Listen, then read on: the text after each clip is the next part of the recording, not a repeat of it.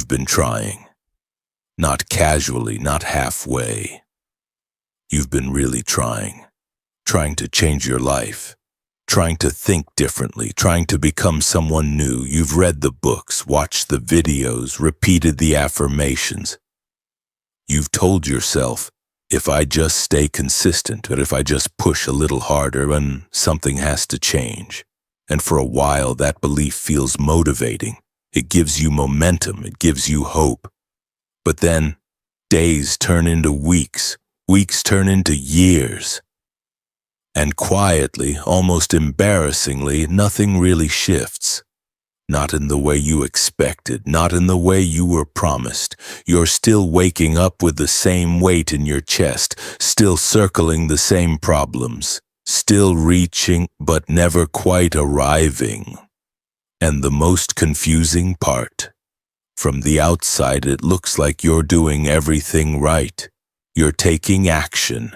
You're working on yourself, you're putting in effort, so why does it still feel like you're running on a treadmill that never moves? This is the invisible struggle no one talks about, because when effort doesn't work, the mind assumes only one thing. I must not be doing enough. So you try harder. You add more techniques, more structure, more discipline. You tell yourself, I just need to be stronger, more focused, more committed.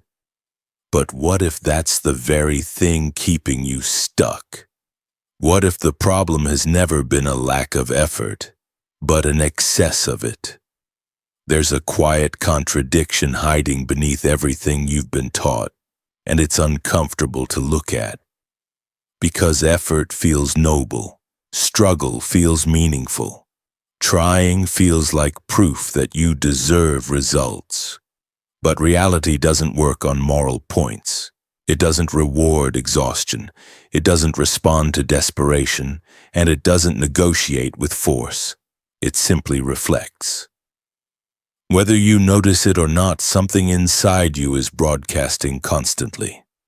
Even when you're silent, even when you're asleep, even when you stop trying. A signal is always being sent. And here's the part most people miss. That signal is not your words. It's not your affirmations. It's not even your conscious thoughts. It's your baseline state.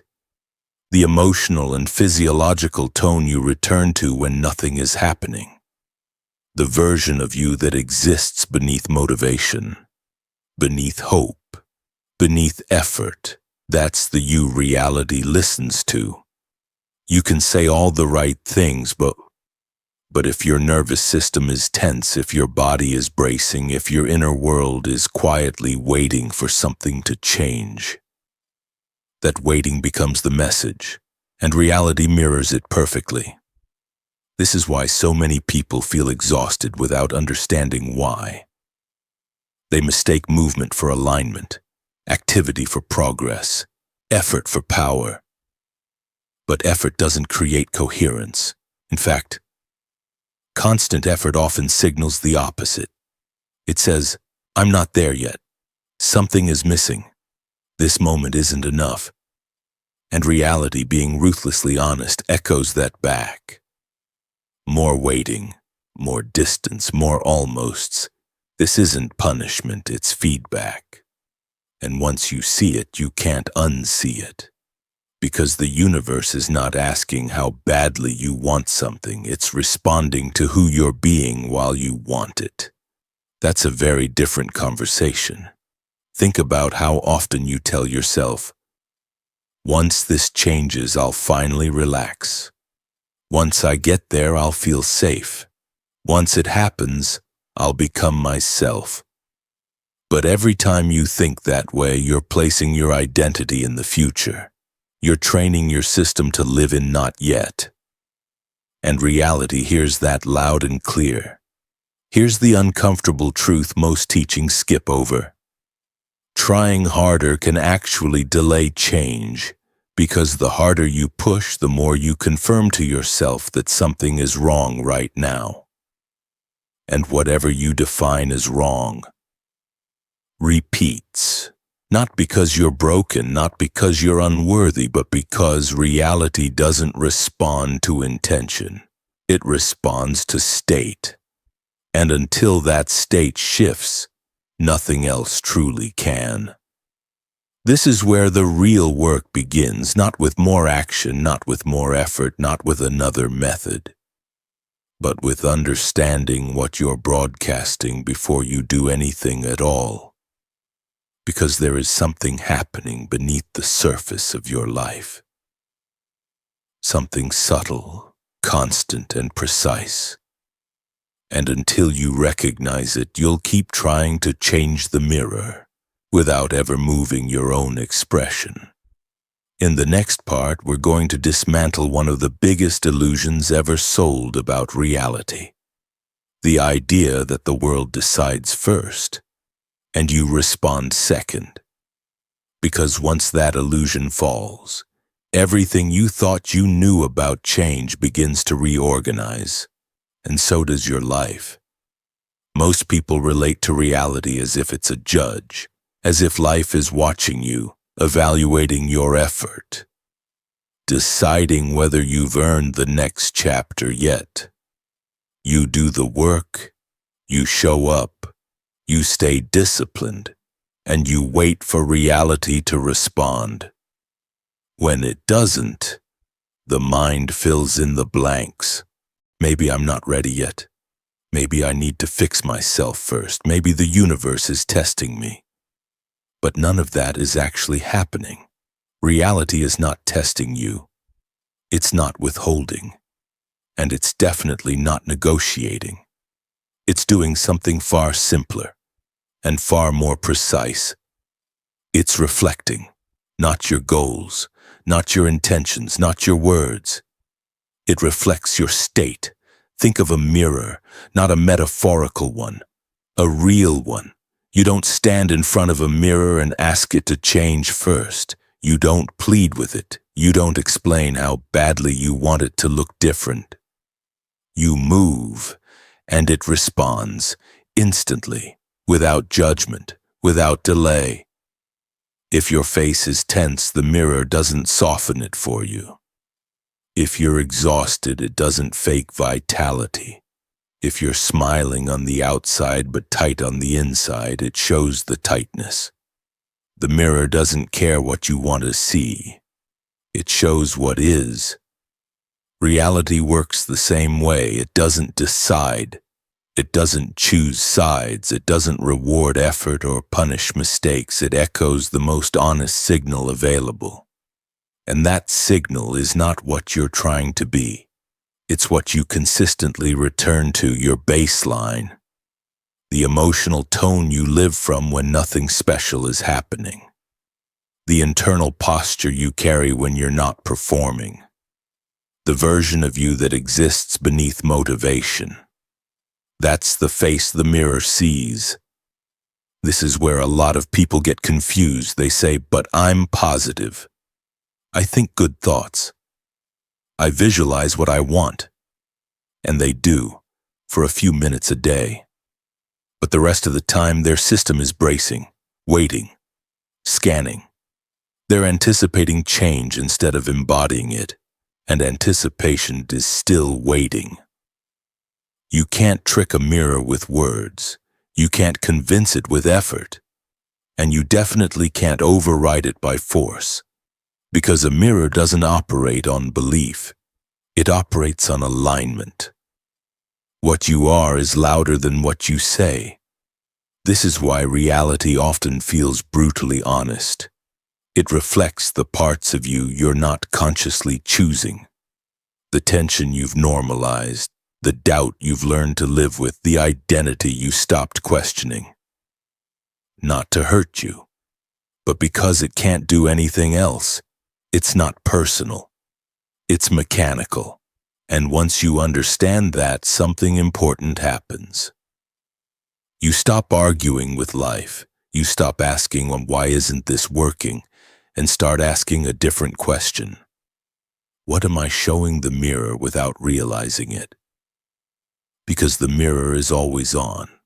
Even when you're tired. Even when you're distracted, even when you're doing nothing, there is no off switch. That's why surface-level changes rarely last. You can change habits, environments, even circumstances. But if the underlying state stays the same, reality quietly reorganizes itself back to familiar patterns. Not because you failed, but because familiarity is powerful. The mirror reflects what's stable, not what's temporary. This is also why forcing positivity backfires. You paste a smile over tension. You repeat affirmations over anxiety. You visualize abundance while your body stays guarded. And reality mirrors the guardedness. It's not mocking you. It's showing you the truth of the signal. Most people spend their lives trying to adjust the reflection. New strategies, new routines, new goals. But the mirror has never been the place to make the change. The change has always been upstream, inside the observer. And here's where the misunderstanding gets deep. When you hear this, the mind wants to jump to control. Okay, so I just need to control my state. I need to manage my emotions better. I need to stay aligned all the time. But that's still the same mistake, just dressed up differently. Control is still force. Management is still effort. Trying to hold a state is still tension. And tension is a signal. The mirror doesn't respond to control. It responds to coherence. There's a difference. Coherence isn't something you maintain by willpower. It's something that emerges when resistance drops, when the system stops fighting itself, when the observer becomes clear instead of strained. And that brings us to the next realization. If reality is a mirror, then the most important question is no longer, what do I want? It becomes, who is the one wanting? Because the mirror doesn't change for desire, it changes for identity.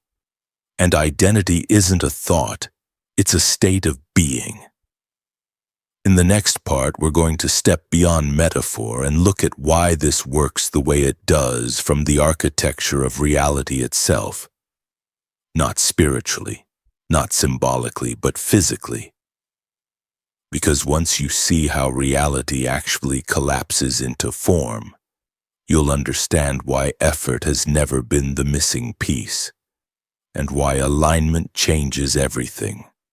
To understand why reality behaves like a mirror, you have to step outside the way you were taught to see the world. Because the version of reality most people believe in is already outdated. We were raised to think the world is solid, fixed, already decided. That events exist out there, moving through time, waiting to arrive. And that you, the individual, are just reacting to whatever shows up. But physics tells a very different story. At the most fundamental level, reality is not made of things, it's made of probabilities. Before anything becomes an object, a moment, an outcome, it exists as a field of possibilities. Not metaphorically, literally. In quantum physics, particles do not exist in a single definite state until they are observed. Before observation, they exist in what's called a superposition.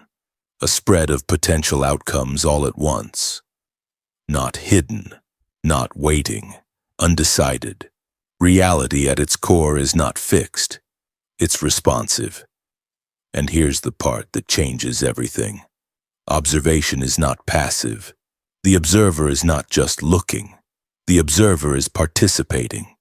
The act of observation collapses possibility into form. One outcome. One reality now. This isn't philosophy, it's measurable. When the observer enters the equation, the system behaves differently, not because of intention, not because of desire, but because of state. The observer brings a condition into the system, and the system responds Instantly, there is no waiting period inside a quantum collapse. No gradual negotiation, no buildup of effort. Collapse is immediate. The only variable is coherence. If the observer is fragmented, the outcome is unstable. If the observer is coherent, the outcome is precise. This is not happening somewhere else, inside laboratories or equations. This is the architecture your life is built on. Your experiences are not slowly arriving from the future. They are collapsing from potential into form based on the signal you're providing now. And that signal is not what you want, it's how integrated you are.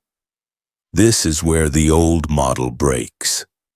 Most people think manifestation works like effort plus time. Do the work, wait long enough.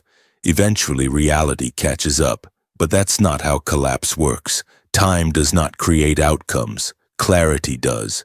Reality is always poised, always available, always vibrating with more options than you can imagine.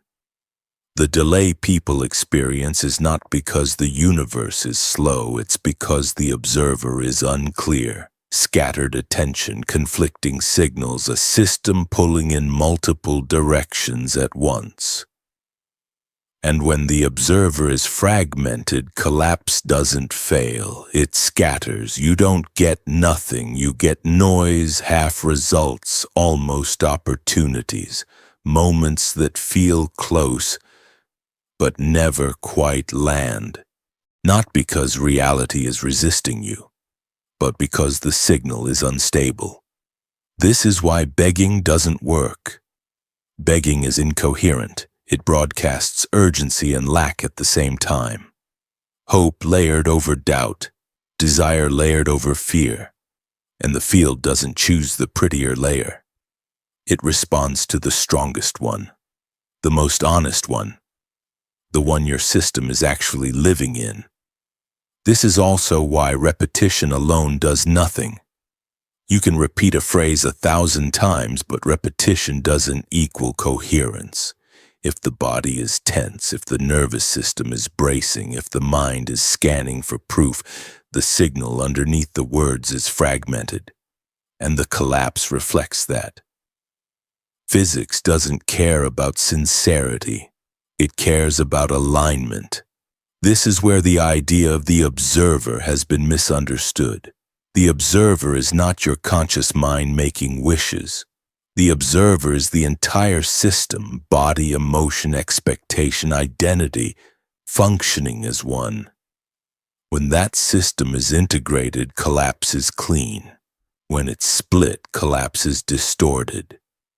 This is why some people seem to change their lives effortlessly. Not because they're special, not because they're lucky, but because their internal state is unified. What they think, feel, and expect are pointing in the same direction. They're not broadcasting contradiction, they're broadcasting completion, and reality responds the only way it can, instantly. This is also why effort often creates resistance. Effort implies force, force implies opposition, and opposition fractures the observer. You end up pushing against the very field you're trying to influence. Not intentionally, mechanically. The moment you're straining, you're signaling separation, and separation collapses into more separation. This is the hidden reason why so many techniques feel powerful in theory but fall flat in practice. They target the mind but ignore the observer as a whole. They ask you to imagine outcomes without addressing the state doing the imagining, and without coherence, imagination stays hypothetical. Here's the uncomfortable implication of all this. Reality is not something you move toward, it's something you collapse into by the way you're configured. Your life is not unfolding slowly, it's responding constantly. Every moment is feedback, not judgment, not reward, feedback. And once you understand that, a deeper question emerges. If reality responds to coherence and collapse happens instantly, then why do so many people live in desire for years without seeing change? Why does wanting feel so powerful, yet produce so little? That question takes us to the core misunderstanding that keeps almost everyone stuck. Because desire feels like creation, but it isn't. And in the next part, we're going to expose why desire on its own often does the opposite of what people expect. Desire feels powerful. When you want something badly enough, it feels like energy, like motion, like momentum. It feels active. That's why so many people mistake desire for creation. They think, if I want it deeply, if I feel it intensely, reality has to respond. But desire by itself is not a creative force. In fact, in the language of reality, desire often says the opposite of what you intend. Because desire does not say, I have. It says, I don't. And reality listens carefully. Every desire carries a declaration embedded inside it. Sometimes quietly, sometimes loudly. The declaration is simple. This is not here yet. That may sound harmless, logical even. But remember how reality works. Reality does not respond to what you hope will be true someday.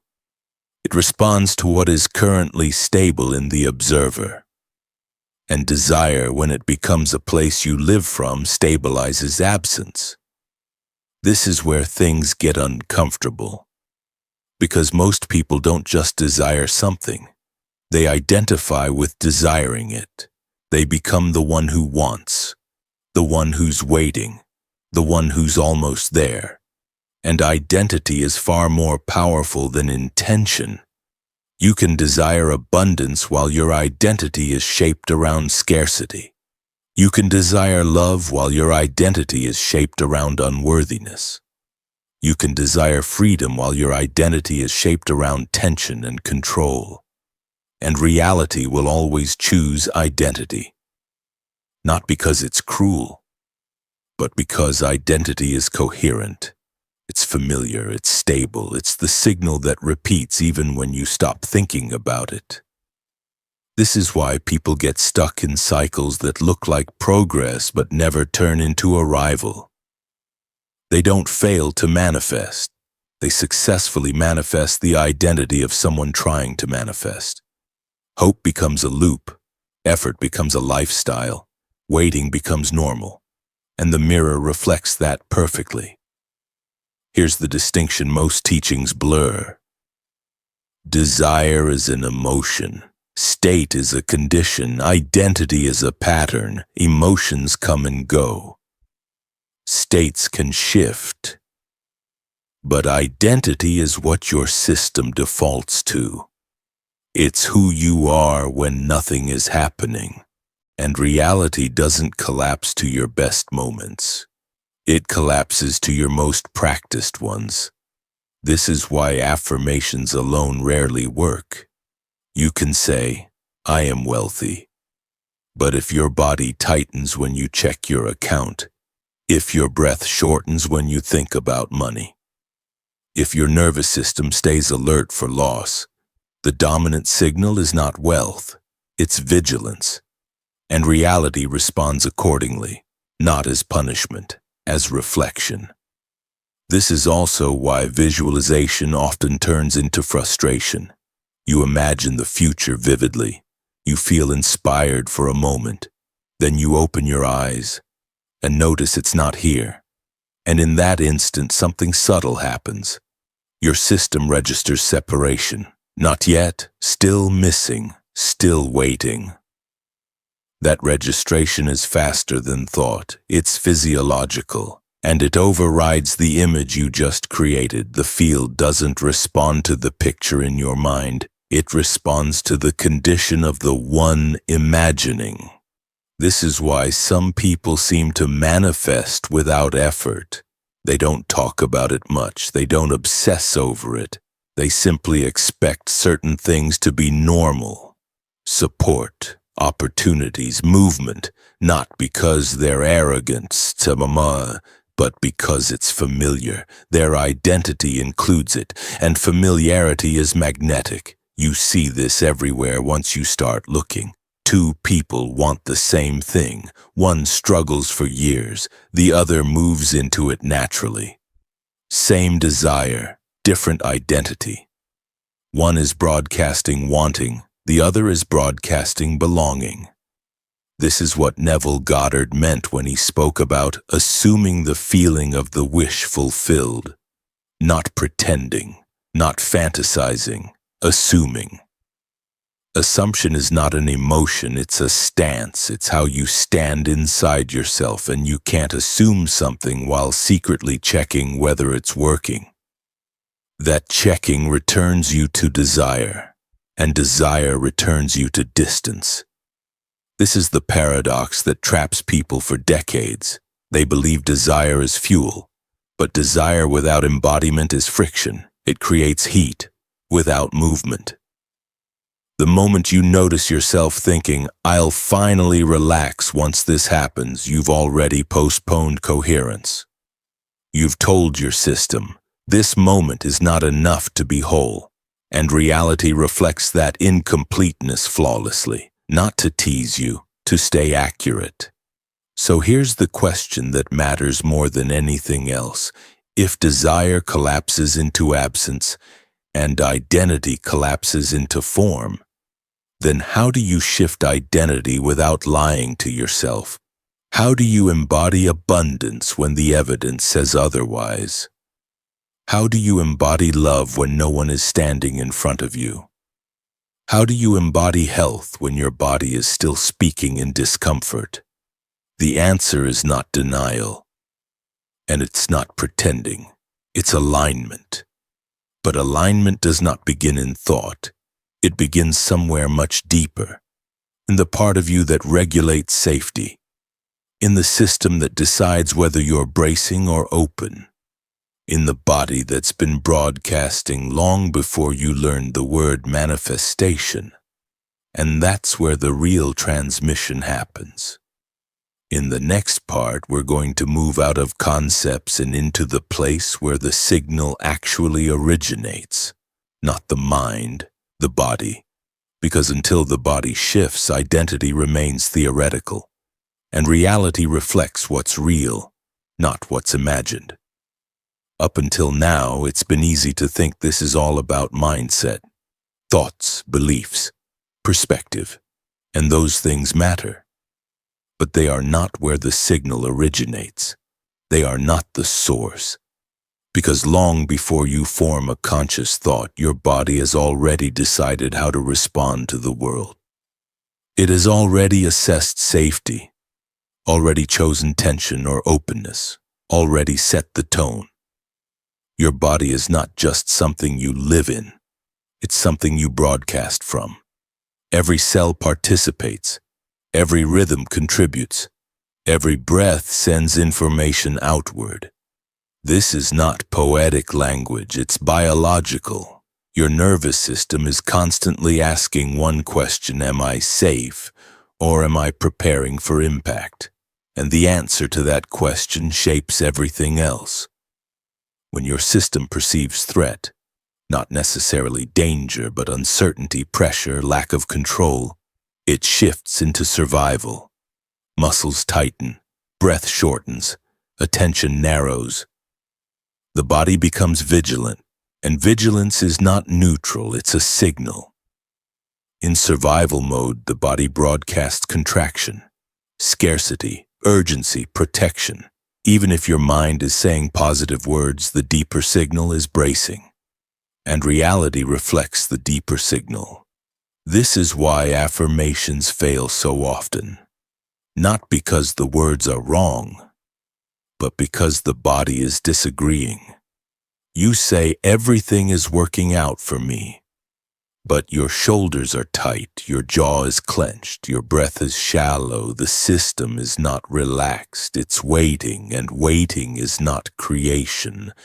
Waiting is a frequency. The body doesn't speak English, it speaks state, and state is transmitted electromagnetically. When your heart rhythm is erratic and your brain is racing, the field you generate is fragmented. Mixed signals. Noise.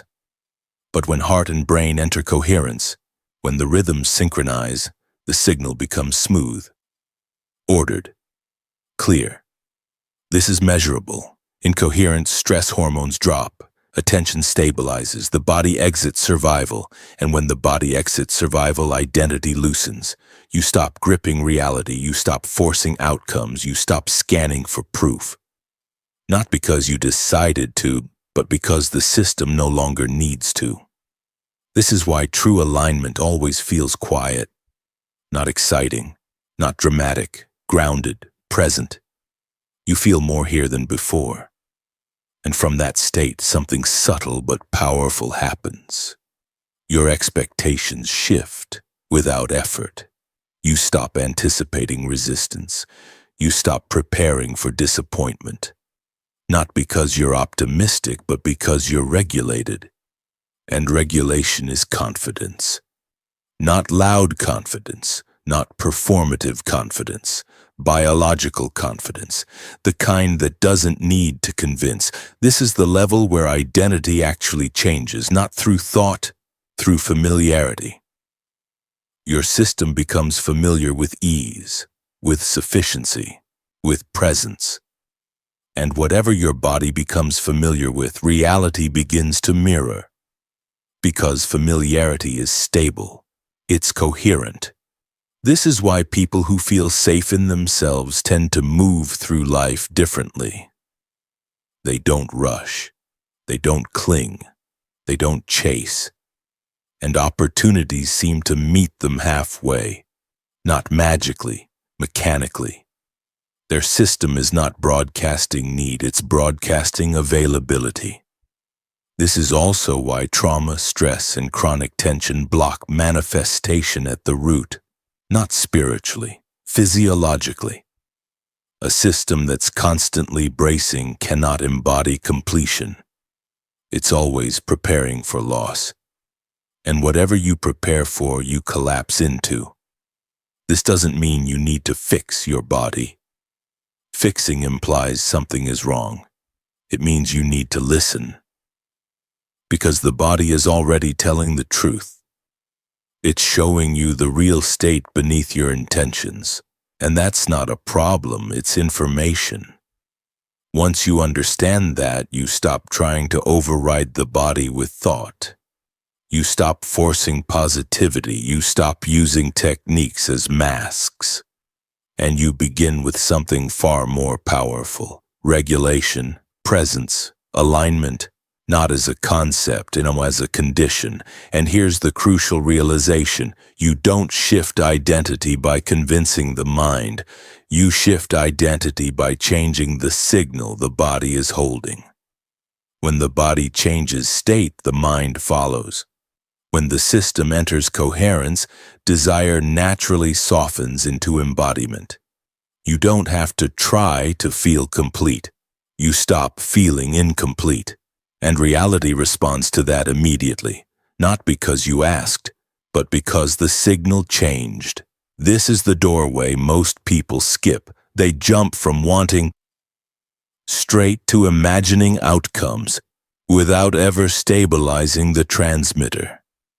And that's why the signal scatters. In the next part, we're going to focus on the first alignment, the step that must come before visualization.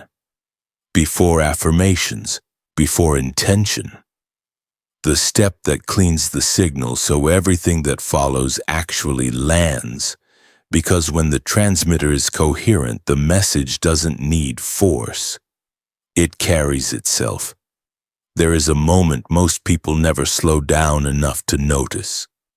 A moment before the affirmation, before the visualization, before the intention. A moment so quiet that the mind usually rushes right past it. That moment is alignment. Not alignment as a belief, not alignment as a concept. Alignment as a condition. Most people try to create change while already being in motion. They're thinking, planning, fixing, preparing the next step. And they wonder why nothing holds. Because action built on incoherence only multiplies incoherence. This is the part that feels almost too simple to be true. But simplicity is not weakness, it's precision. Before anything else works, the system has to stop broadcasting noise, and noise doesn't come from the world, it comes from internal acceleration. So alignment always begins the same way. You stop. Not dramatically, not ceremonially, you simply stop adding more signal. No asking, no correcting, no rehearsing the future, just stillness. This is where most people get uncomfortable, because stillness feels unproductive to a mind trained on effort. But stillness is not emptiness, it's reset. When you pause, your nervous system gets a chance to recalibrate. The body senses nothing is chasing me right now, and that alone begins to shift the signal. Then comes breath, not as a technique, as a language the body already understands. A slow inhale through the nose, deep into the belly, not forcing, not maximizing, just enough to feel expansion. At the top, a gentle pause, not holding, just noticing. Then a long exhale through the mouth, as if you're releasing pressure you didn't realize you were carrying. Shoulders soften, jaw loosens, chest unwinds. This isn't relaxation for comfort, it's regulation for clarity. With each cycle, the system moves out of anticipation and into presence. And here's the key most people miss. Alignment is not about feeling good. It's about feeling here. You don't need excitement. You don't need confidence. You don't need certainty. You need coherence. Now, once the breath slows and the body begins to settle, you add a single declaration. Not out loud, not for effect. Internally, quietly. I align. Not as a request, not as hope, as recognition. You're not telling reality what to do. You're informing your system of its own position. I am no longer scattering my energy forward. I am no longer reaching. I am here. On the inhale, I align. On the exhale, you release the need to force. No visualization yet, no desire yet, just alignment. This trains the nervous system to associate stillness with safety, presence with power. Over time, something important happens. Your body learns that it doesn't need tension to move forward. Your system stops equating effort with effectiveness. And when that association breaks, coherence becomes natural.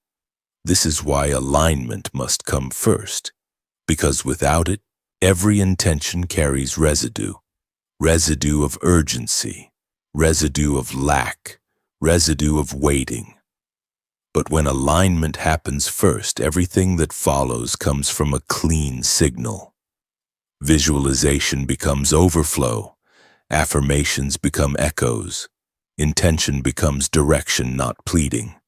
You're no longer asking reality to change, you're showing it that something already has. This is also why alignment feels deceptively small. There's no drama, no fireworks. But the effect is immediate. Heart rhythm smooths, thoughts slow, attention stabilizes, you feel less fragmented, more whole. And wholeness is the signal reality responds to fastest. This is the moment the observer becomes coherent. Not because you tried harder, but because you stopped fighting yourself. And once that happens, collapse is no longer scattered, it's precise. This is the step that turns manifestation from effort into law. Skip it and every practice becomes static. Honor it and the field responds instantly because the transmitter is finally clear. In the final part, we're going to confront the last illusion that keeps people from living in this state permanently.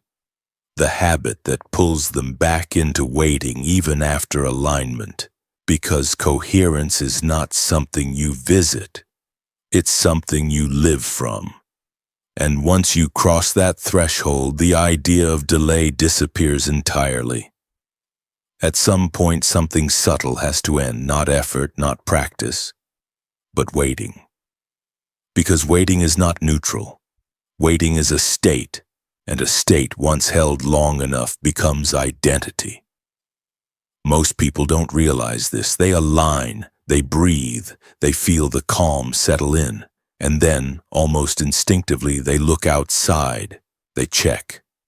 Has anything changed yet? Did it work? Is there a sign?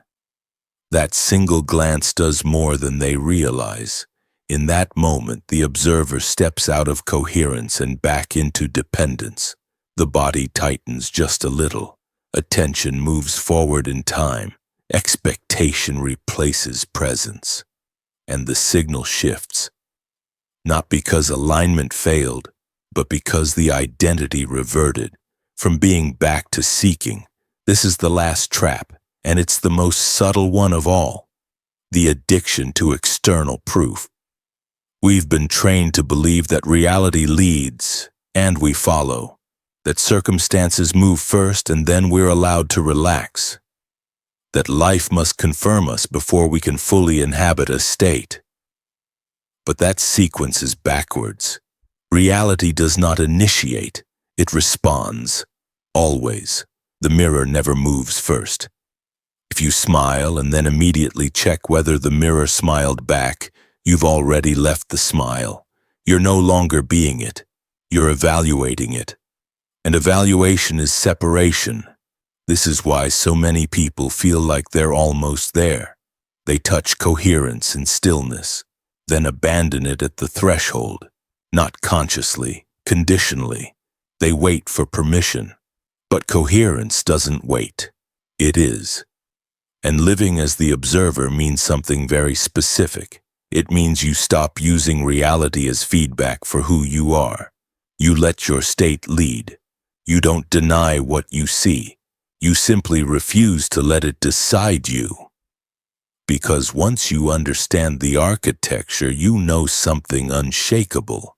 If reality is reflecting you, then you don't need it to convince you first. You already know what comes next by what you're being now.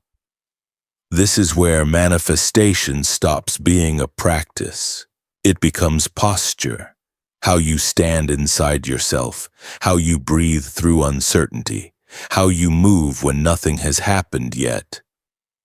And this doesn't mean you never feel doubt again. Doubt will still whisper.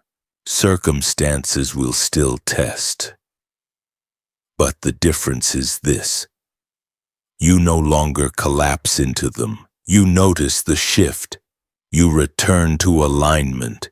You come back to the body not to fix reality, but to re-anchor identity. Over time, this return becomes automatic. You stop chasing signs because coherence feels complete on its own. You stop measuring time because waiting no longer defines you. And something remarkable happens. Life begins to reorganize, not explosively but precisely. Opportunities arrive without urgency. Conversations open at the right moment. Movement replaces stagnation, not because you demanded it, because you were no longer resisting it. This is what it means to live as the observer, not above reality, not separate from it, but integrated with it. The field no longer feels like something external you're trying to influence. It feels like an extension of your own state, responsive, immediate, honest. And once coherence becomes identity, manifestation is no longer effortful. It's lawful. You stop asking whether reality will respond. You know it will, because it always has. The delay was never out there. It was in the moment you waited to be something later. Now there is no later. Only now. Only signal, only reflection. And when you align first, consistently, quietly, without negotiation, reality has no choice but to reorganize around you, because the mirror cannot resist what is clear.